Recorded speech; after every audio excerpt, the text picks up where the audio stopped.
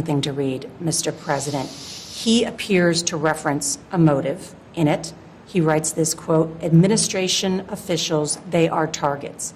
And he also wrote this, "I am no longer willing to permit a pedophile, rapist, and traitor to coat my hands with his crimes."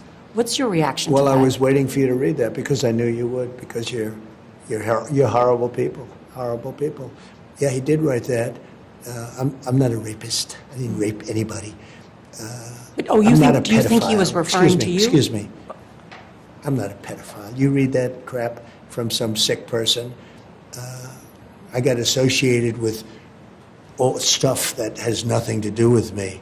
I was totally exonerated. Your friends on the other side of the plate are the ones that were involved with, let's say, Epstein or other things. But I said to myself, I'll do this interview and they'll probably, I read the manifesto, he's a sick person, but you should be ashamed of yourself reading that because I'm not any of those things. Mr. President, and these are never, the gunman's words. Excuse me.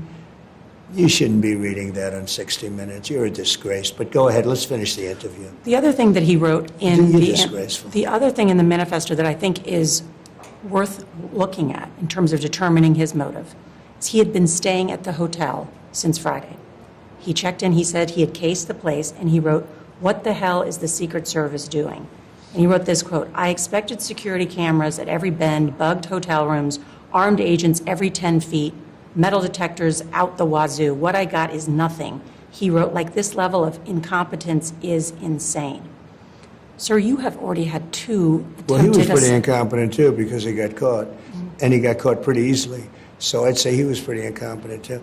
I could take any event having to do with security or anything else. I can always find fault, no matter what. I can take a baseball team that won the game 18-0 and say they should have played better.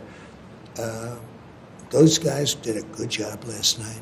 They did a really good job. Now, do they make adjustments? They do. They learn. They make adjustments.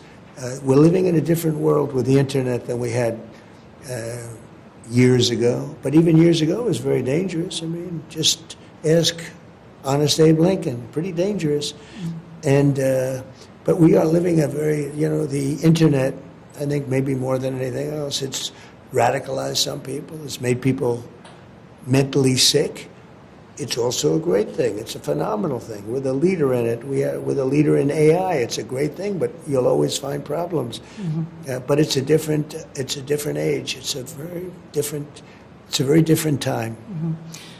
I mention that because, again, as his motive, and you brought this up, he had social media accounts that had anti-Trump and anti-Christian rhetoric.